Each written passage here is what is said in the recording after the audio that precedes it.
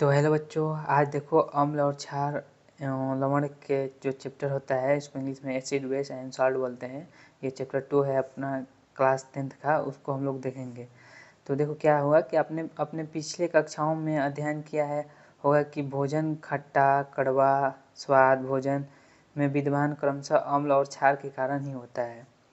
जो खट्टा हम लोगों का भोजन होता है वो किसके वजह से होता है? अम्ल और क्षार की वजह से ही होता है, खट्टा होता है या कड़वा होता है स्वाद उसमें। यदि आपके परिवार का कोई सदस्य में अत्यधिक भोजन करने के कारण अम्लता से पीड़ित होता है यानी एसिडिटी से, तो आप कौन सा उपचार उसको देंगे? तो देखो इसमें लिखा हुआ है कि नींबू पानी देंगे कि सिरका देंगे कि बेकिंग सोडा देंगे। आप लोग कौन सी चीज़ उनको देंगे? तो देखो नींबू पानी तो ये क्या होता है, ये तो अम्ल ही है और सिरका भी अम्ल है। सो हम लोगों को क्या देना पड़ेगा? ये बेकिंग सोडा क्षार है, हम लोग को कौन न्यूट्रलाइज करेगा? क्षार। तो बेकिंग सोडा देंगे, तो इसको हम लोग काट देंगे, इसको नहीं देंगे, इसको देंगे। तो ये अपना हो जाएगा आंसर। आगे देखो, यदि बॉडी में अम्ल ज़्यादा मात्रा में हो जाता है तो उसे न्यूट्रल करने के लिए बेच दिया जाता है। ये तो हम समझाइए दिया अभी। देखो अब जान लेते हैं कि अपना अम्ल होता क्या है, उसको इंग्लिश में एसिड बोलते हैं। तो एसिड शब्द लैटिन भाषा से लिया गया है, एक ऐसा रसायन जो खट्टा स्वाद देता है और पानी में हाइड्रोजन आयन छोड़ता है, उसे अम्ल कहते हैं। क्या करता है? वो खट्टा स्वाद देगा और पानी में क्या देगा? H+ आयन छोड़ेगा यानी हाइड्रोजन। ये नीले लिटमस पत्र को क्या कर देता है? लाल में बदल देता है। ये लाल में बदल देता है। अम्ल का जलीय विलयन विद्युत का संचालन होता है। ये विद्युत को भी संचालन कर सकता है। अम्ल जो है अपना विद्युत को भी संचालन कर सकता है। कैसे करेगा आगे देखते हैं। तो देखो क्या होता है ना, अम्ल का आयनाइजेशन हो जाता है। आयनाइजेशन को क्या बोलते हैं? आयनीकरण।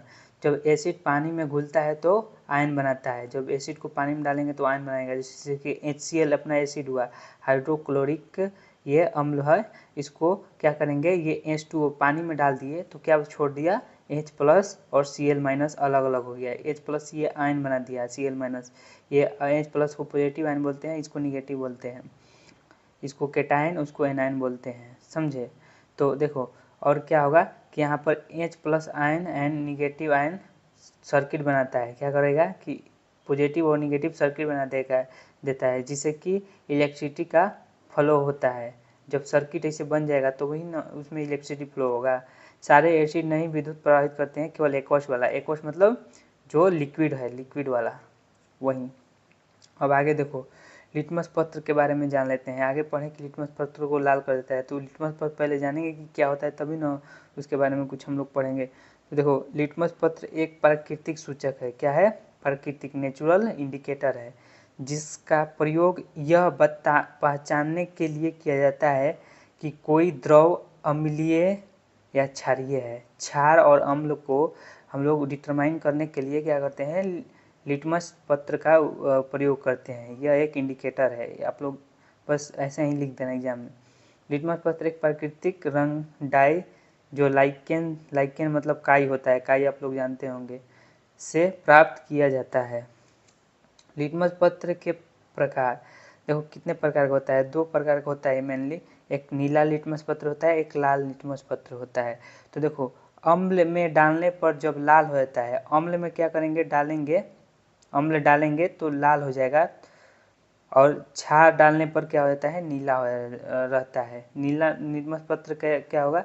नीला लिटमस पत्र पर अम्ल डालेंगे तो ये लाल हो जाएगा, और क्षार डालेंगे तो सेम ही रहेगा। क्षार डालेंगे तो कोई परिवर्तन नहीं होगा, अम्ल डालेंगे तो लाल हो जाएगा। अब देखो लाल लिटमस पत्र पर क्या होगा? इसमें क्या होगा ना कि क्षार डालने पर नीला होगा, क्षार इसमें डालेंगे तब नीला होगा, और अम्ल डालेंगे तो ज्यों का त्यों रह जाएगा, लाल ही रह जाएगा। तो ये बात ध्यान में रखना है। तो बच्चों अब देखो अम्ल के प्रकार हम लोग देख लेते हैं। देखो स्रोत के आधार पर होता है, और देखो प्रबलता के आधार पर होता है, और सांद्र के आधार पर होता है। तो पहले स्रोत के आधार पर हम लोग जान लेते हैं हम लोग का प्रकार। देखो प्राकृतिक कार्बनिक अम्ल होता है एक, और स्रोत के आधार पर, और एक यहाँ पर देखो खनिज सिंथेटिक अम्ल होता है। तो हम लोग पहले ये वाला देख लेते हैं, प्राकृतिक कार्बनिक अम्ल। अम्ल जिन्हें प्राकृतिक स्रोत जैसे पौधे एवं जीव जंतुओं से प्राप्त किया जाता है उसे प्राकृतिक अम्ल बोलते हैं। जो पौधे या जीव जंतु से जो अम्ल हम लोग को मिलता है उसे प्राकृतिक और कार्बनिक अम्ल कहते हैं। देखो इसमें क्या होगा, फॉर्मिक अम्ल, बेंजोइक अम्ल, एसिडिक अम्ल और लैक्टिक अम्ल आदि। अब देखो ये किस चीज़ से कौन अम्ल मिलता है उसको भी हम लोग देख लेते हैं अच्छे से। हाँ तो बच्चों देखो यहाँ पर प्राकृतिक से मिलने वाले अम्ल, उसका रासायनिक सूत्र भी देख लेंगे और उसका स्रोत क्या है उसको भी देख लेंगे। तो देखो यहाँ पर फॉर्मिक अम्ल का रासायनिक सूत्र क्या होता है, HCOOH होता है।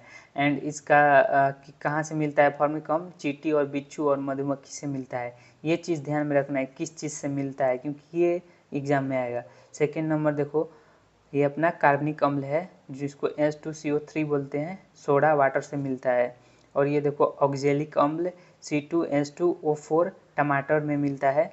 एंड ये एसिडिक अम्ल CH3COOH ये कहाँ से मिलता है, फलों के रस और सिरका से मिलता है। लैक्टिक अम्ल जो होता है अपना ये कहाँ मिलता है, दही से मिलता है, ये C3H6O3 होता है। और मौलिक अम्ल C4H6O5 सेब से मिलता है। एंड आगे देखो टार्टिक अम्ल C4H6O6 ये कहाँ से मिलता है, इमली और अंगूर व केला से मिलता है। और देखो बायोट्रिक अम्ल कहाँ से मिलता है, मक्खन से मिलता है। और इसका क्या होगा रासायनिक सूत्र C4H8O2। यूरिक अम्ल अपना होता है C3H4N4O3 ये मूत्र से मिलता है, जो अपने मूत्र होता है उसमें वो ये पाया जाता है। अस्कॉर्बिक अम्ल C6H8O6 प्याज और आंवला में ये पाया जाता है। और देखो साइट्रिक अम्ल C6H8O7 नींबू व मौसमी में। और बेंजोइक अम्ल C7H6O2 ये घास में पाया जाता है। ओलिक अम्ल C18 और H34O2 जैतून के तेल होता है, आप लोग जानते होंगे, उसमें पाया जाता है। और ये देखो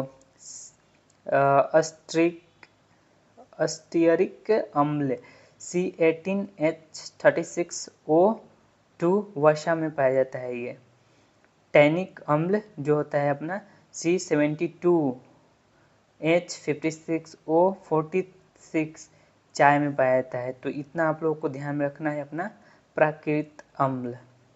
हाँ तो बच्चों अब देखो, अब सेकेंड वाला देख लेते हैं। पहला वाला तो हम लोग देख लिए ये स्रोत के आधार पर। अब देख लेते हैं खनिज और सिंथेटिक अम्ल क्या होता है। सिंथेटिक मतलब क्या होता है, मैन मेड। क्या होता है, मैन मेड मतलब कि मनुष्य द्वारा बनाया हुआ लैब में। देखो अम्ल चीटी खनिजों से तैयार किया जाता है को खनिज अम्ल कहते हैं, क्योंकि खनिज अम्ल को प्रयोगशाला में तैयार किया जाता है, इसलिए इन्हें मैन मेड या सिंथेटिक भी कहते हैं।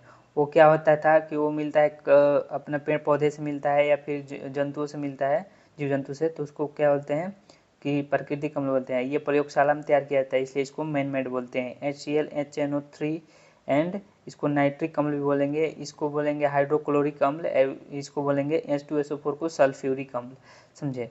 तो ये अपना हो गया। अब आगे देखते हैं। तो देखो बच्चों ये अपना देख लिए स्रोत के आधार पर। अब देखते हैं प्रबलता के आधार पर कितने अम्ल होते हैं।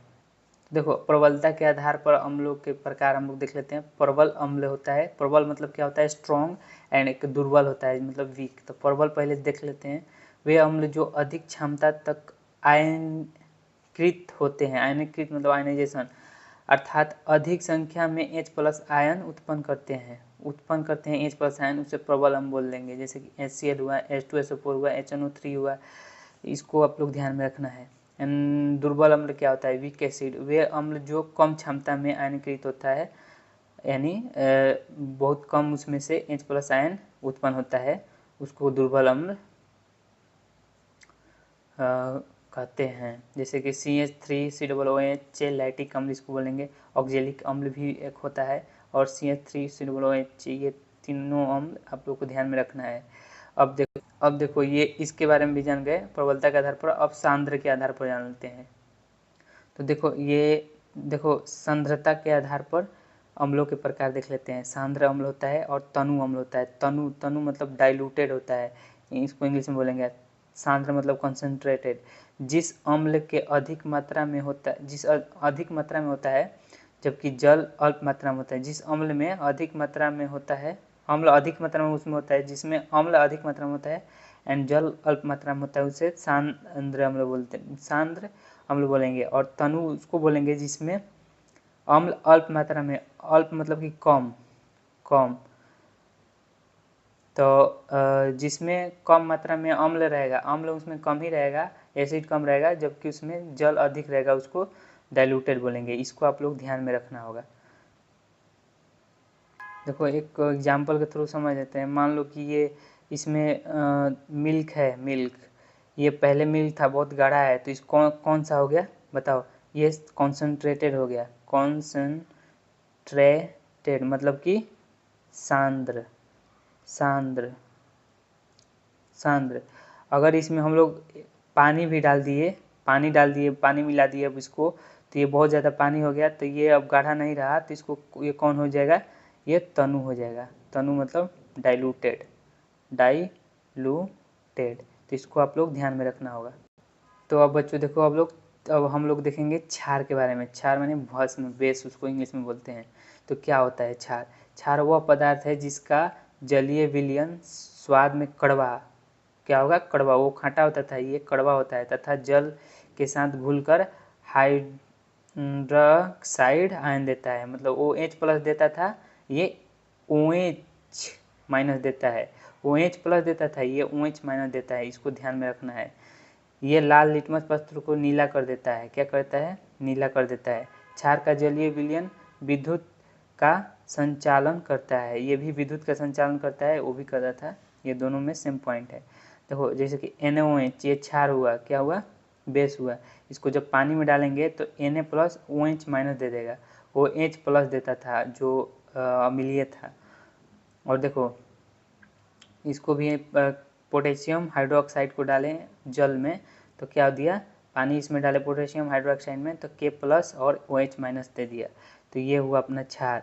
अब क्षार के प्रकार देख लेते हैं। तो देखो क्षार के प्रकार, ये भी स्रोत के आधार पर है, प्रबलता के आधार पर, सांद्र के आधार पर, जस्ट लाइक वैसा ही है।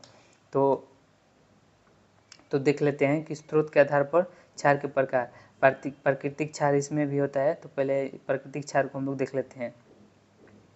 तो देखो, जो प्राकृतिक रूप से खनिज या राख से मिलते हैं, प्राकृतिक रूप से या खनिज या राख से मिलता है, उसको बोलते हैं प्राकृतिक क्षार। जैसे कैल्शियम हाइड्रोक्साइड, बुझा हुआ चूना। देखो Na2CO3 वॉशिंग सोडा के बोलते हैं इसको। K2CO3 लकड़ी के राख से मिलता है, ये वॉशिंग सोडा से मिलता है। अब देखो कृत्रिम, ये अपना देखो कृत्रिम क्षार। कृत्रिम क्षार क्या होता है? कृत्रिम क्षार मतलब कि मैन मेड, आर्टिफिशियल, जो रासायनिक विधियों से तैयार किया जाता है, वो कहाँ? लैब में, उसको बोलते हैं कृत्रिम क्षार। जैसे कि NaOH और KOH, potassium hydroxide and sodium hydroxide. इसको कास्टिक सोडा बोलते हैं, इसको कास्टिक पोटास बोलते हैं। तो देखो इसमें स्रोत के आधार पर क्षार देख लिए। अब इस सेकेंड वाले देखते हैं प्रबलता के आधार पर। देखो प्रबलता के आधार पर क्षार, प्रबल क्षार मतलब कि स्ट्रॉन्ग बेस, जैसे कि वो स्ट्रॉन्ग एसिड होता था, इसमें स्ट्रॉन्ग बेस है, भी इसमें स्ट्रॉन्ग बेस होगा। वे क्षार जो अधिक क्षमता में आयनीकृत होते हैं, अर्थात अधिक संख्या में OH माइनस देता है, उत्पन्न करता है, उसे प्रबल क्षार बोलते हैं। जैसे NaOH KOH, ये इसमें OH माइनस अधिक मात्रा में देगा, और दुर्बल में उसका अपोजिट हो जाएगा, नहीं देगा। वो क्षार जो कम मात्रा में आयनीकृत होते हैं, कम मात्रा में OH आयन उत्पन्न करते हैं, उसे दुर्बल क्षार बोलते हैं। NaH4, ammonium hydroxide, calcium hydroxide, ये सब होगा CaOH ट्वाइस, ये हो गया। अब आगे देखते। अब देखो बच्चों, ये प्रबलता के आधार पर भी हो गया। अब सांद्र के आधार पर देख लेते हैं। देखो सांद्र के आधार पर क्षार, सांद्र के आधार पर जिसमें क्षार अधिक मात्रा में होता है जबकि जल अल्प मात्रा में होता है, क्या होगा? ये भी हो जाएंगे कि इसमें क्षार ज़्यादा मात्रा में होगा, जल कम मात्रा में होगा, तो उसको सांद्र बोलेंगे। और तनु उसको बोलेंगे जिसमें जल ज़्यादा मात्रा में होगा और ये अपना बेस कम मात्रा में रहेगा। बेस मतलब कि क्षार, वही बात हुआ सेम। आप लोग अगर अम्लीय अम्ल का याद कर लेते हो तो ये क्षार बहुत ईजी है, बस इसमें या तो OH माइनस लगा देना है या वहीं सेम का सेम, मतलब कि जहाँ अम्ल बोल रहे हैं वहाँ क्षार बोल देंगे, तो बहुत ईजिली याद हो जाएगा। अब देखो बच्चों, अम्ल क्षार हो गया, तो अब लवण के बारे में जान लेते हैं। लवण क्या होता है? लवण यानी साल्ट, साल्ट माने नमक, जो हम लोग खाते हैं। लवण अम्ल और क्षार की परस्पर अभिक्रिया से प्राप्त होता है। दोनों परस्पर अभिक्रिया होगा एक दूसरे से, मतलब कि रिएक्शन होगा, तब जाकर ये प्राप्त होगा। ये किसी भी रंग के लिटमस पत्र का रंग नहीं बदलता है, ये रंग नहीं बदलता है। ये भी जलीय विलयन विद्युत का संचालन करता है, इसका भी जलीय विलयन विद्युत को संचालन करता है, इसको ध्यान में रखना है। अब देख लेते हैं लवण के प्रकार कितने होते हैं। अम्लीय लवण होता है जो कि प्रबल और दुर्बल क्षार से बनता है। प्रबल अम्ल और दुर्बल क्षार जब एक दूसरे से रिएक्शन करेगा तो अम्लीय लवण बनेगा और उसमें जल भी मिलता है। जैसे कि अम्लीय लवण ये हो जाएगा NaHSO4 Na2HPO4 NaHCO3 NaH2PO4। इसको आप लोग याद कर लोगे, दो भी याद रखोगे तो काफ़ी है, इसमें चार अगर याद नहीं रहेगा तो। और देखो अम्लीय लवण हो गया। क्षारीय लवण को देख लेते हैं। इसमें क्षारीय अगर बोले हैं ना तो प्रबल इसमें क्या रहेगा? क्षार, जिसमें स्ट्रॉन्ग, जो मतलब कि क्षारीय लवण बोल रहे हैं तो इसमें स्ट्रॉन्ग रहेगा क्षार। इसमें अम्लीय लवण बोल तो इसमें स्ट्रॉन्ग कौन रहेगा? प्रबल रहेगा अपना अम्ल, उसको ध्यान में रखना है। और दुर्बल उसमें कर देना है क्या? अगर क्षारीय है तो इसमें अम्ल दुर्बल हो जाएगा, दुर्बल मतलब कि वीक। और देखो क्षारीय लवण ये बन जाएगा और जल बन जाएगा, तो इसका क्या होगा? कैल्शियम हाइड्रोक्साइड एंड क्लोराइड, ऐसे कुछ हो जाएगा। Na2CO3 and NaHCO3। इसमें से दो भी याद रखोगे तो आप लोग के लिए काफ़ी है। और देखो एक समान लवण होता है। समान लवण थर्ड नंबर का जो होगा, तो इसमें क्या होगा? प्रबल अम्ल और प्रबल क्षार दोनों स्ट्रॉन्ग जब एक दूसरे से रिएक्शन करेगा तो समान लवण बनेगा, जल बन जाएगा और उसमें जल भी मिलेगा। उदाहरण के NaCl, KCl, CaCO3, Na2SO4। अब देखो चौथा नंबर देखते हैं, द्विक लवण। लवण लवण लवण साल्ट साल्ट जब रिएक्शन करेगा तो द्विक लवण बनता है, उसमें जल भी बनता है। जैसे कि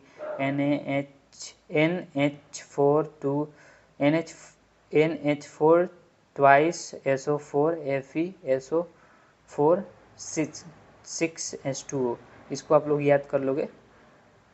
अब देख लो बच्चों, कुछ रासायनिक गुण देख लेते हैं हम लोग के। जैसे कि अम्ल की धातु से अभिक्रिया होगा तो क्या होगा? अम्ल एसिड मेटल से धातु से रिएक्शन करेगा, HCl Zn से रिएक्शन करेगा तो ZnCl2 बनेगा, जिंक क्लोराइड बना देगा। ये लवण है, क्या होगा? लवण है, सॉल्ट है, और इसमें H2 गैस निकल जाएगा। और देखो अम्ल जब धातु के कार्बोनेट से अभिक्रिया करेगा, तो कार्बोनेट से अभिक्रिया करेगा, जैसे कि ये हुआ धातु, ये अम्ल हुआ, ये धातु के कार्बोनेट से अभिक्रिया कर रहा है तो क्या बना रहा है? NaNO3CO। इसमें से कार्बन डाइऑक्साइड निकलेगा और H2O निकल जाएगा। ये लवण बनेगा, उसमें से कार्बन डाइऑक्साइड भी निकलेगा और जल भी निकल जाएगा। और अम्ल का धातु देखो हाइड्रोजन कार्बोनेट से अभिक्रिया करेगा, तो देखो हाइड्रोजन कार्बोनेट है, अम्लीय है, अम्ल जाकर इससे अभिक्रिया कर रहा है तो इसमें लवण बनेगा और क्या बनेगा? कार्बन डाइऑक्साइड बन जाएगा और जल भी बन जाएगा। अब देखो अम्ल एवं क्षार की परस्पर अभिक्रिया होगा। अम्ल और क्षार का परस्पर अभिक्रिया होगा, ये हो गया क्षार और ये हो गया अम्ल, अभिक्रिया करके NaCl बना गया, इसमें केवल जल निकलेगा, समझे। अब देखो क्षार की धातु से अभिक्रिया होगा, तो क्षार और धातु, जैसे कि क्षार हुआ और ये धातु हुआ, इसे अभिक्रिया किया तो क्या बना? इसमें केवल हाइड्रोजन निकल जाएगा और ये अपना लवण बन जाएगा। इसको आप लोग ध्यान में रखना। अब देखो दोस्तों, पॉप टेस्ट क्या होता है उसको देख लेते हैं। आप लोग को दिया गया है सिलेबस में। जब हम किसी भी धातु का किसी अम्ल से अभिक्रिया कराते हैं तो यह संगत लवण और हाइड्रोजन गैस उत्पन्न करता है। क्या करता है? संगत लवण उत्पन्न करता है और हाइड्रोजन गैस उत्पन्न करता है। अभी हम लोग पीछे देखे थे। अभिक्रिया के इस अवधि के दौरान जब हम एक जलती हुई मोमबत्ती गैस के पास ले जाते हैं तो पॉप ध्वनि का उत्पन्न होता है। तो जैसे ही हम लोग अगर मोमबत्ती, अगर ये अभिक्रिया हो रहा है, उसमें से हाइड्रोजन गैस निकल रहा है, तो एक जलती हुई मोमबत्ती उस अभिक्रिया के आसपास ले जाओगे ना, जहाँ से हाइड्रोजन गैस निकल रहा है, तो वहाँ पॉप पॉप पॉप पॉप का आपका आवाज़ निकलेगा। वही बात बोल रहा है। पॉप ध्वनि यह बताती है कि उत्पन्न गैस हाइड्रोजन है। अगर पॉप पॉप नहीं कर रहा है तो वहाँ हाइड्रोजन नहीं है, अगर पॉप पॉप कर रहा है तो ये समझ जाते हैं लोग, और हम लोग समझेंगे कि वो हाइड्रोजन ही गैस है। इस टेस्ट को हाइड्रोजन की उपस्थिति दर्शाने के लिए किया जाता है, हाइड्रोजन की उपस्थिति दर्शाने के लिए किया जाता है। चलो आओ एक फिगर से देख लेते हैं कैसा वो अपना इंस्ट्रूमेंट रहेगा, कैसा आप सेटअप करेंगे इंस्ट्रूमेंट।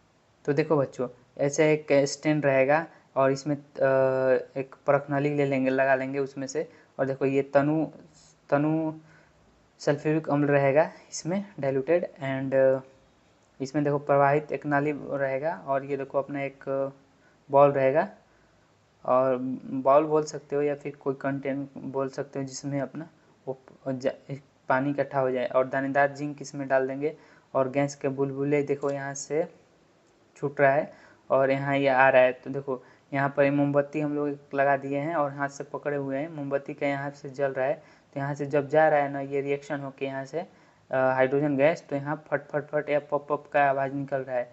हाइड्रोजन गैस से भरे साबुन की बुलबुले, साबुन जैसे बुलबुले ये निकल रहा है, इसमें साबुन का विलयन भी कर लेंगे। तो ये ऐसा कुछ सेटअप बनाना पड़ेगा आप लोगों को, और ऐसा आप लोग फिगर बना दोगे एग्जाम में, काफ़ी रहेगा ये, इसको पॉप टेस्ट बोलते हैं। तो ऐसा कुछ, तो चलो बच्चों अब आगे देख लेते हैं।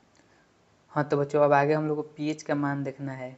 पीएच का मतलब होता है पावर ऑफ हाइड्रोजन, उसका कितना हाइड्रोजन का पावर है उसको देखना होता है, पीएच की वैल्यू उसी को बोलते हैं।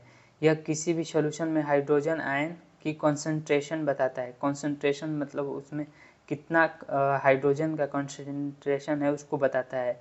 पीएच बताता है कि कोई सब्सटेंस एसिडिक है या बेसिक है या उदासीन है। उदासीन मतलब न्यूट्रल, क्षार है या फिर एसिड है या बेस है, और न्यूट्रल, ये बताते रहता है पीएच के मान। पीएच देखो, पीएच स्केल जो होता है अगर कम है 7 से तो उसको अम्लीय बोलेंगे, अगर 7 के बराबर है तो उदासीन बोलेंगे। वो शुद्ध अपना पानी होता है, समझे, जो हम लोग का पानी होता है। और पीएच 7 होता है तो वो क्षारीय है, क्या है, सॉरी, पीएच 7 से ज़्यादा होता है, ग्रेटर होता है, तो क्या बोलेंगे उसको, क्षारीय बोलेंगे। देखो ये अपना स्केल होगा, जैसे कि देखो यहाँ पर 7 पर अगर एग्जैक्ट 7 है तो उदासीन बोलेंगे, 7 से ज़्यादा है तो उसको क्या बोलेंगे, क्षारीय बोलेंगे, अगर 7 से कम है तो अम्लीय बोलेंगे। ऐसा आप लोग अगर क्वेश्चन आया है तो पीएच मान बना ऐसा बना लोगे। पीएच का स्केल 0 से 7 तक ही होता है, ऐसा स्केल बनाकर दर्शा दोगे तो और अच्छा मार्क्स मिल जाएगा आप लोगों को। अब आगे देखते हैं। ये भी ध्यान रखो कि पीएच मान को मापने के लिए पीएच पेपर या पीएच मीटर का उपयोग किया जाता है। यह वैज्ञानिक को यह जानने में मदद करता है कि कोई पदार्थ कितना अम्लीय क्षारीय है, ये तो अभी बताया आप लोगों को। और देखो कुछ आप लोगों को यहाँ पर फॉर्मूला याद रखना है। पीएच अगर निकालना होगा तो कैसे निकलेगा, -log 10 log बेस 10 और H+ ऐसे कॉन्सेंट्रेटेड। तो देखो, और अगर OH माइनस का निकालना है, ये H+ का है, OH माइनस का है, तो माइनस, ये बीच में केवल OH माइनस दे दोगे, बाकी सब सेम रहेगा। अगर टोटल देखो पीएच निकालना है, पीएच हाइड्रोजन, पीएच अम्लीय, पीएच क्षारीय इक्वल टू कितना होगा, टोटल 14 होगा, क्योंकि 14 है तब तो होता है। और देखो H+ का इसको ध्यान में रखना है, 10 माइनस पीएच होता है, समझे, इसको भी ध्यान में रख लेना है। देखो मनुष्य रक्त तथा पसीने का पीएच मान बराबर होता है। मनुष्य के जो रक्त होता है और पसीना होता है दोनों का पीएच मान दोनों का बराबर होता है। चलो अब आगे देख लेते हैं। देखो अगर न्यूमेरिकल आ गया इसमें, न्यूमेरिकल सॉल्व करने के लिए तो कुछ लॉग का प्रॉपर्टी होता है। लॉग बेस ए एक्स क्या होता है, बेस, ये देखो ए होता है, बेस इसमें ए हो गया और नंबर क्या हो गया, एक्स हो गया।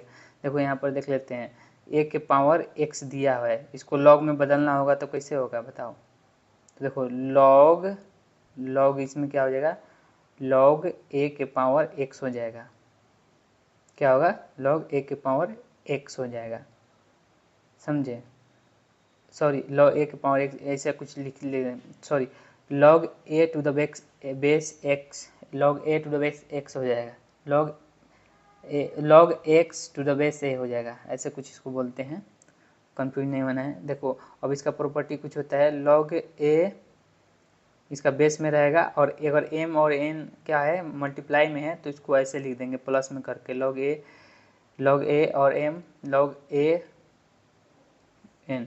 और देखो ये डिवाइड में है तो इसको क्या करेंगे माइनस कर देंगे, अगर मल्टीप्लाई में है तो प्लस और डिवाइड में है तो इसको माइनस कर देंगे। और देखो log a m के पावर k है तो k जो होता है पावर होता है वो बाहर आ जाता है, बाकी सेम लिख देते हैं। अगर ऐसे है तो इसमें अपने से क्या करेंगे बेस मान लेते हैं, और देखो ये फिर लिख देते हैं ऐसे डिवाइड में करके। अगर देखो log a और इसके 1 है नंबर तो इसको क्या मानते हैं 0 मानते हैं, क्योंकि देखो a के पावर 0 क्या होता है 1 होता है, तो वही बात है। या फिर ऐसे लिखो या ऐसे लिखो, दोनों बात सेम ही है। इसको ऐसे कर देते हैं log में, और a के पावर 1 a है, मतलब कि मान लो कि log 10 के पावर 10 है तो क्या होगा 1 होगा। अगर यहाँ पर 100 हो जाएगा, क्योंकि देखो 10 के पावर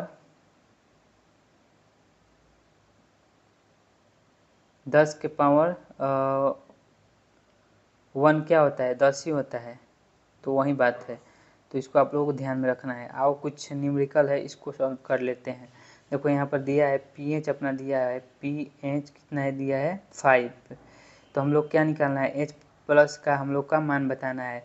तो आप लोग का क्या होता है formula pH is equal to क्या होता है याद है, अभी बताए हैं पीछे। देखो यहाँ पर देखो इस फॉर्मूला को हम लोग लगाएंगे इसको, तो क्या है अपना फॉर्मूला log H प्लस ऐसा कुछ है माइनस log H प्लस है। तो अपना कितना दिया है pH अपना कितना दिया है हाँ तो बच्चों बताओ pH कितना दिया है अपना 5 दिया है, तो 5 यहाँ रख देंगे माइनस log, और यहाँ पर कुछ नहीं दिया है तो यहाँ पर अपने से 10 मान लेते हैं H प्लस। तो हम लोग का H प्लस का मान बताना है, तो जब इसको हम लोग इधर ले जाएंगे देखो तो क्या हो जाएगा ये, देखो इसको क्या करेंगे इधर ले जाएंगे, तो इधर ले जाएंगे तो अपना हो जाएगा पहले माइनस को इधर भेज देते हैं, तो माइनस इधर भेज देंगे तो -5 equal to log 10 H plus, और H प्लस हो गया। अब क्या करेंगे कि हम लोग ये इधर log को जब इधर करेंगे तो ये अपना कैसे कितना हो जाएगा 10⁵ हो जाएगा, एंड यहाँ H प्लस हो जाएगा, log हट जाएगा या log हट जाएगा समझे, तो ऐसा कुछ हो जाएगा। तो अब देखो H प्लस का अपना कितना हुआ कंसंट्रेशन H प्लस का 10⁵ इतना हो जाएगा अपना आंसर। अब आगे देखो आगे इसको देख लेते हैं, तो इतना NaOH का pH निकालो। तो देखो ये क्या हुआ ये बेस हुआ, तो बेस का मान निकालना है। तो देखो पहले इसको हम लोग लिख लेते हैं। तो देखो पहले सबसे पहले क्या करेंगे इसको लिख लेंगे 0.01, इसको हम लोग कितना लिख सकते हैं 1/100 लिख सकते हैं ना, 2 जीरो अगर 2 अंक है तो उसके बाद में 0 2 चढ़ा देते हैं। अब इसको देखो इसको नीचे ले जाएंगे तो कितना होगा 10 मान लेंगे और इसमें -2 हो जाएगा, तो इतना होगा समझे, इतना m हो जाएगा सॉरी। तो देखो अब क्या करेंगे हम लोग फार्मूला पहले लिखेंगे किसका अपना PO आपके इस बार हाइड्रो क्या बोलते हैं ये हाइड्रोक्साइड का लिखेंगे, क्योंकि ये हम लोग क्षार का निकाल रहे हैं। तो उसका कितना होगा log OH माइनस, तो देखो अब यहाँ पर OH माइनस अपना दिया है 10⁻², तो यहाँ पर लिख देंगे -log 10⁻² कंसंट्रेशन। अब यहाँ पर कुछ नहीं दिया है तो यहाँ पर 10 मान लेंगे समझे। अब क्या करेंगे कि यहाँ पर 10 मान लिए हैं, तो ये 10 दोनों सेम अगर रहता है तो अपना प्रॉपर्टी देखो यहाँ पर सेम रहता है तो ये 1 होता है, क्या होता है ये 1 होता है, तो 1 होता है तो कितना होगा, तो सॉरी 10 सेम रहता है तो ये 1 होता है, क्या होता है 1। और ये जो अपना पावर वाला देखो पावर वाला भी यहाँ पर हम लोग देखे हैं कि अगर कहाँ है जी पावर, ये पावर में है तो इसको आगे फेंक देते हैं, तो इसको क्या करेंगे इसको आगे फेंक देंगे समझे, आगे आ जाएगा। तो देखो आगे आएगा तो पहले से एक माइनस है और इसके साथ भी एक माइनस है, तो माइनस माइनस प्लस हो जाएगा और 2 हो जाएगा, समझे। और इसका 1 हो जाएगा, इसको मल्टीप्लाई में 1 लिख देंगे तो कितना हो जाएगा 2 हो जाएगा। तो ये क्या हुआ 2 हो गया 2। अब 2 ये आ गया अपना। तो अब इसको क्या करेंगे कि हम लोग इसको कितना में से माइनस करेंगे, सॉरी देखो ये क्या हो गया 2 हो गया। तो अपना क्या होता है p of H plus p of O H equal to कितना होता है 14 होता है ना। तो यहाँ पर हम लोग पी एच ओ एच निकल गया, तो पी सॉरी ये क्या निकला अपना पी ओ एच निकला है। तो हम लोग को पी एच बताना है ना, पी ओ एच निकला है। तो पी ओ एच कितना है 2 है इक्वल टू 14। तो पी एच कितना हो जाएगा, तो इसको इधर ले जाओगे तो इसमें से माइनस करोगे 2 तो कितना हो जाएगा 12। तो अपना 12 आंसर हो जाएगा, समझे। तो पी एच अपना कितना इसका आ गया 12 आ गया, सॉरी 12, समझे। तो इसका पी एच 12 आ जाएगा। तो ऐसे निकाल लीजिए। अब ये लास्ट वाला भी वैसा ही है, आप लोग निकालना। हम बहुत फास्टली निकाल देते हैं, आप लोग समझा दिए हैं उसमें, वो जस्ट वैसा ही है। तो ये जैसे कि 0,0,0,1 है, इसको कितना लिख सकते हैं 1/100 लिख सकते हैं, सॉरी 1000 लिख सकते हैं। और 10⁻³ हो जाएगा, क्योंकि ऊपर नीचे 3 को 0 है तो ऊपर जाएगा, तो ऊपर जाएगा तो क्या होगा। इसको देखो बाई में भी लिख सकते हैं, इसे 10⁻³ ऐसा लिख देंगे ना, ऐसे हो जाएगा। 3 को 0 है तो 10 पर, और इसको ऊपर ले जाएंगे तो -3 हो जाएगा, समझे। तो अब ये वैसे ही फार्मूला लिख लेंगे POH का माइनस, क्योंकि ये सॉरी ये OH नहीं होगा, ये H होगा, क्योंकि ये अम्लीय है, क्षार का नहीं है, अम्ल का निकालना है। तो minus log 10 to the base में अपने से लिख लेते हैं, या फिर रहता है छोड़ देते हैं। और देखो ये -3 हो जाएगा, यह हो गया ना। तो कितना हो जाएगा, ये 1 हो जाएगा, और इधर बाहर आएगा तो कितना हो जाएगा 3 हो जाएगा, इसका 3 हो गया। तो ये पीएच ही 3 आया है, पीएच ही 3 आया है। देखो अगर POH आएगा तो हम लोग को इस फार्मूला को लगाकर हम लोग पीएच निकालना पड़ेगा। अगर यहाँ पर तो पीएच ही आ गया 3, तो कोई टेंशन नहीं है। तो ये रहा आपका न्यूमेरिकल, ऐसा ही कुछ करके न्यूमेरिकल आएगा, इजी आएगा, आप लोग बना लीजिएगा। और इस फार्मूला को आप लोग ध्यान में रखिएगा बस।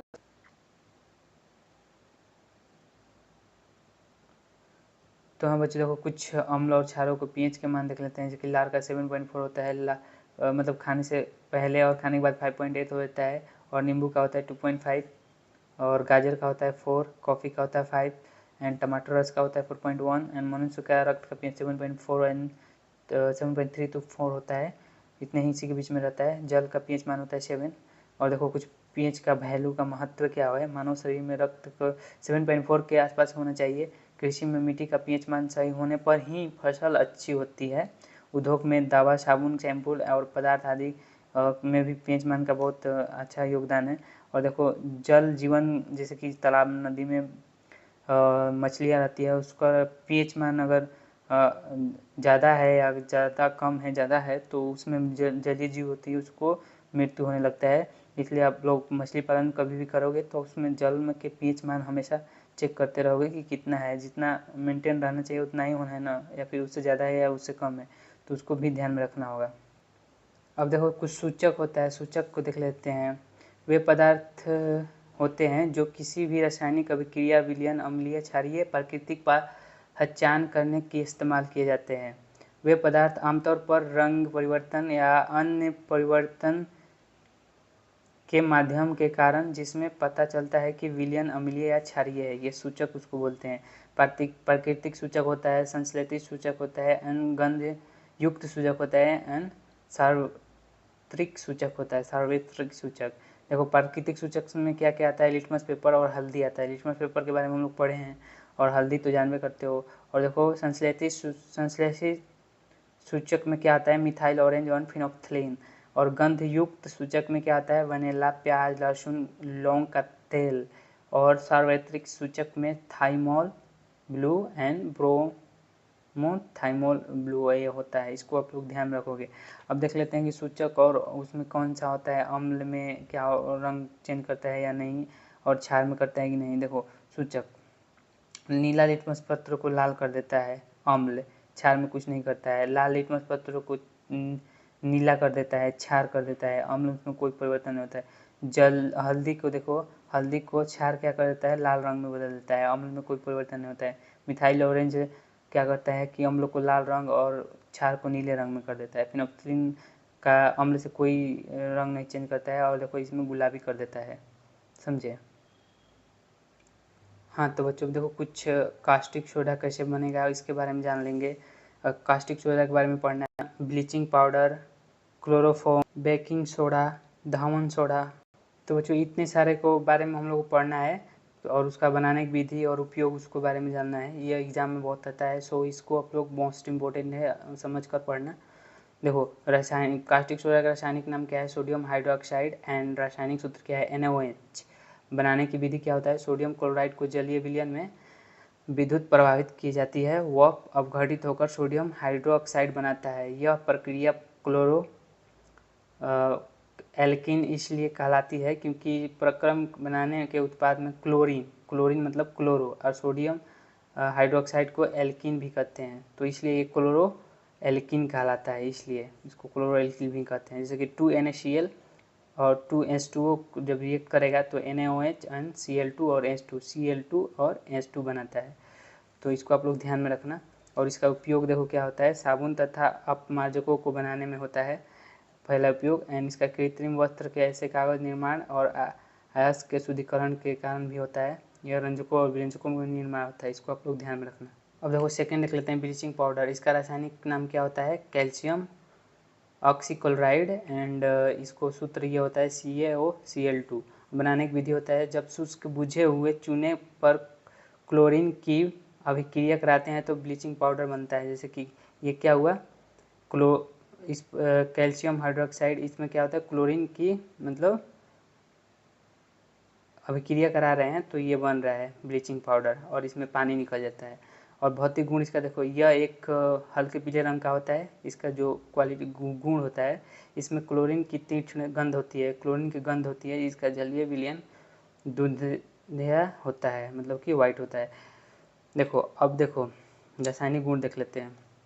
ऊष्मा का प्रभाव, ऊष्मा में इसका क्या प्रभाव होता है, कोबाल्ट उत्प्रेरक की उपस्थिति में गर्म करने पर यह अपघटित हो जाता है तथा ऑक्सीजन गैस देता है। आगे देखो 2AOCl2, जब ये COCl2 के साथ रिएक्शन करेगा तो CaCl2 देता है और O2 देता है। इसको आप लोगों को ध्यान में रखना है। आगे देखो ये अम्लों के साथ अभिक्रिया क्या करता है, तनु सल्फ्यूरिक अम्ल से अभिक्रिया करके हाइपोक्लोरस अम्ल बनाता है। देखो CaOCl2 और ये H2SO4, ये क्या है, तनु सल्फ्यूरिक अम्ल है, और ये क्या बनता है, हाइपोक्लोरस अम्ल। तो ये देखो कैल्शियम सल्फेट एंड CaCl2 और HOCl बना दिया ये। अब आगे देखते हैं, देखो क्लोरोफ्लोरोकार्बन का निर्माण भी होता है। ब्लीचिंग पाउडर जल के उपस्थिति में एसीटोन और अल्कोहल के साथ अभिक्रिया करके क्लोरोफ्लोरोकार्बन बनाता है, जिसमें निश्चेतक रूप से यह उपयोग करते हैं। क्लोरोफ्लोरोकार्बन का रासायनिक सूत्र होता है CHCl3, CH और इसमें Cl 3 गो रहेगा। उपयोग देखो इसका उपयोग कपड़े, पेपर आदि के विरंजक के रूप में किया जाता है। यह जीवाणुनाशक के रूप में भी किया जाता है, स्वच्छ करने के लिए जल को भी।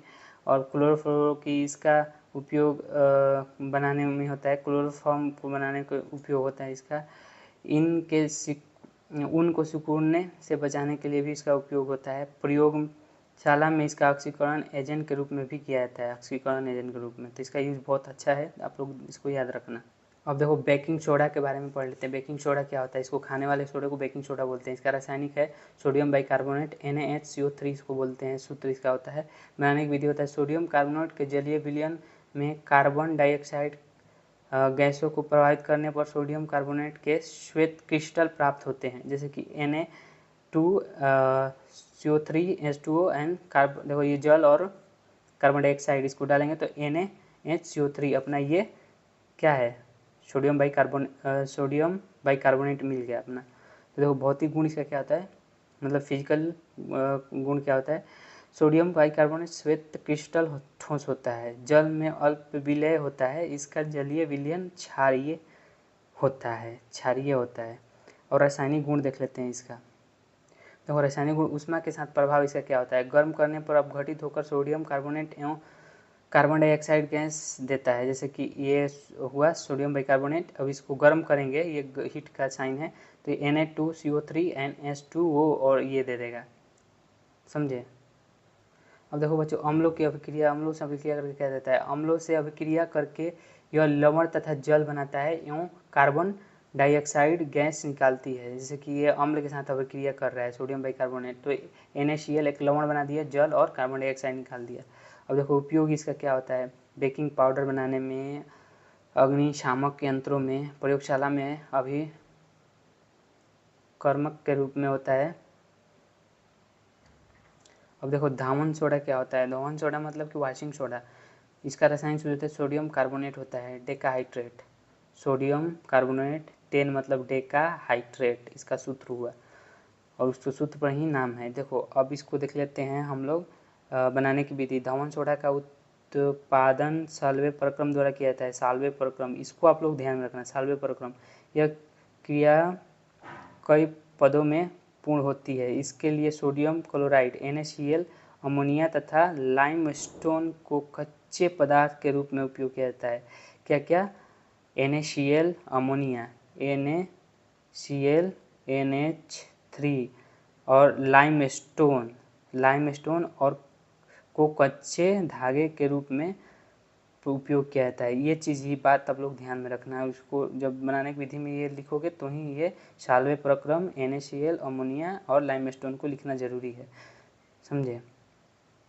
देखो ये कितने स्टेप में होता है। NH3 को H2O और कार्बन डाइऑक्साइड और जल में डालेंगे NH3 को, तो ये मिल जाता है। देन इसको NaCl के साथ, अमोनिया हाइड्रोकार्बोनेट को NaCl के साथ रिएक्ट कराएंगे तो फिर ये मिल जाएगा। तो देन इसको बाद इसको क्या करेंगे, गरम करेंगे तो ये मिल जाएगा, उसमें जल और ये मिल जाएगा, सोडियम कार्बोनेट मिल जाएगा और इसमें जल भी मिल जाएगा और कार्बन डाइऑक्साइड भी। और उसके बाद देखो इसको सोडियम कार्बोनेट को क्या करेंगे, 10 पानी डालेंगे उसमें, 10 मान लो 10 गिलास पानी डालेंगे तो क्या बन जाएगा, Na2CO3 एंड 10H2O बन जाएगा। तो इसी को बोलते हैं धावन सोडा, समझे। तो इसका ये प्रिपरेशन का मेथड हुआ। स्टेप बाय स्टेप आप लोग लिख देना, देख कर याद कर लो, याद कर लोगे तो अच्छा रहेगा। और देखो ये भौतिक गुण इसका क्या होता है। सोडियम कार्बोनेट सफ़ेद रंग का गंधहीन पारदर्शी क्रिस्टल ठोस होता है। क्रिस्टल ठोस होता है, ये ठोस मतलब सॉलिड। इसके एक अणु में 10 अणु क्रिस्टल जल होता है, एक अणु में 10 पानी होता है। शुष्क वायु में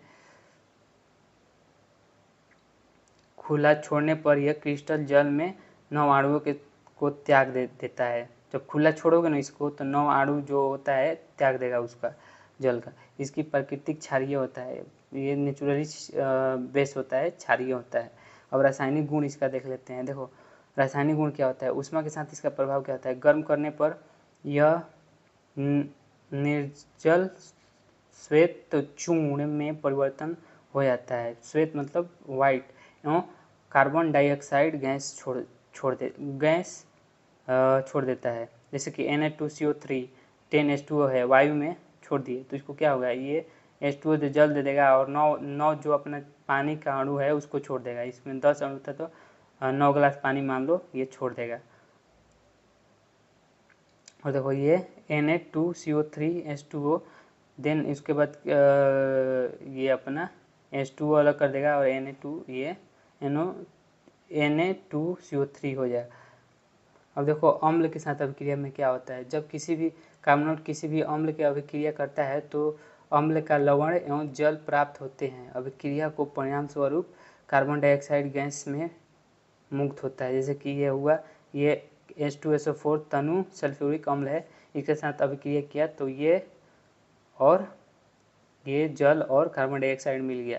क्या क्या मिला यहाँ पर, देखो लवण जल प्राप्त हो जाता है। अब देखो इसका उपयोग देख लेते हैं। यह कपड़ा धोने तथा वस्तुओं को साफ करने में होता है। इसका उपयोग साबुन, कपड़ा आदि में होता है। जल की कठोरता दूर करने में काम आता है। कास्टिक सोडा तथा सोडियम का बाइकार्बोनेट बनाने में काम आता है, आग बुझाने में काम आता है। तो इसका भी यूज महत्वपूर्ण है, इम्पोर्टेंट है, इसको आप लोग याद रखना। अब आगे जानेंगे प्लास्टर ऑफ पेरिस। उससे पहले हम बता दें बच्चों, आप लोग इसको लिखना मत, हम आपको डिस्क्रिप्शन में चेक करना, हम आप लोगों को ये नोट्स प्रोवाइड करा देंगे। देखते हैं प्लास्टर ऑफ पेरिस क्या होता है। इसका रासायनिक नाम है कैल्शियम सल्फेट हेमीहाइड्रेट। हेमी मतलब आधा, half, calcium sulphate hemi hydrate. Hydrate किसको बोलते हैं? पानी को। हाइड्रेट मतलब हाइड्रेशन, किसी को पानी कमी होता है तो हाइड्रेशन बोलते हैं, हाइड्रेशन प्रॉब्लम है तो वही हाइड्रेट है। अब देखो बनाने की विधि क्या होता है। जब कैल्शियम सल्फेट डाइहाइड्रेट को 120 ताप पर गर्म किया जाता है तो निर्जलीकरण द्वारा प्लास्टर ऑफ पेरिस का निर्माण होता है। जैसे कि ये देखो 2H2O 1 डिग्री ताप पर दिए तो ये अपना निर्माण हुआ। और देखो भौतिक गुण इसका होता है, यह सफ़ेद रंग का चूर्ण होता है जो जल में अविलीय होता है। रासायनिक गुण इसका देख लो, भौतिक गुण तो देख लिए। अब देखो ऊष्मा का प्रभाव, यदि कैल्शियम सल्फेट 2H2O को 120 डिग्री व अधिक ताप गर्म किया जाए तो निर्जलीय प्लास्टर प्राप्त होता है। यह मृत तापित प्लास्टर भी कहा जाता है। अब देखो कैल्शियम सल्फेट 2H2O अगर इससे ज़्यादा 120 डिग्री से ज़्यादा हुआ तो ये हुआ ये कैल्शियम सल्फेट एंड 2H2O प्राप्त हुआ। अब इसका देखो जल के साथ अभिक्रिया से क्या होता है। कैल्शियम सल्फेट को जल में अभिक्रिया करने के बाद में जिप्सम का निर्माण होता है। इसे प्लास्टर ऑफ पेरिस भी कहा जाता है।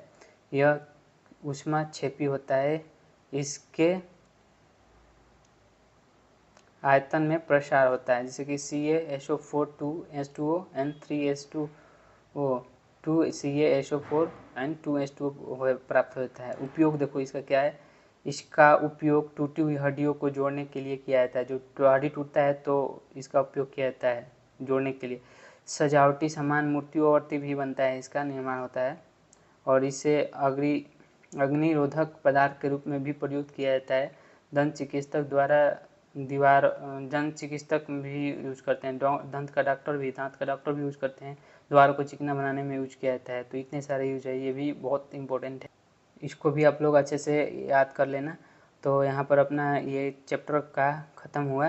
तो बच्चों अगर आप लोग को ये अच्छा लगा हो तो क्या करना कि अपने दोस्तों के पास शेयर करना, और शेयर करके करोगे तभी हमारा मन लगेगा कि बनाने में वीडियो, और हमको अच्छा लगेगा कि हाँ यार आप लोग शेयर कर रहे हो, आप लोग को पसंद आ रहा है। तो नेक्स्ट जो चैप्टर आने वाला है उस चैप्टर के बारे में उस चैप्टर के लिए हम लोग वीडियो बनाएंगे। तो आप लोग शेयर ज़रूर करना और कमेंट में बताना अगर कोई कमी है तो। आवाज़ आप लोग को अच्छा से सुनाई नहीं दे रहा होगा तो कमेंट बताना। अगर कोई वीडियो में कमी है तो उसको भी सुधार किया जाएगा। और डिस्क्रिप्शन में आप लोगों को नोट्स प्रोवाइड कर दिए हैं तो आप लोग जाकर ज़रूर देखें, और वहाँ से डाउनलोड करके या तो आप PDF निकलवा लें या फिर लिखना तो मत। अब एग्ज़ाम आ रहा है पास में, तो लिखोगे तो बहुत टाइम वेस्ट होगा, या फिर ऐसे ही याद कर लेना, नहीं तो उसका PDF निकलवा लेना, समझे। तो मिलते हैं नेक्स्ट किसी लेक्चर में, तब तक के लिए आप लोग पढ़ते रहिए। All the best.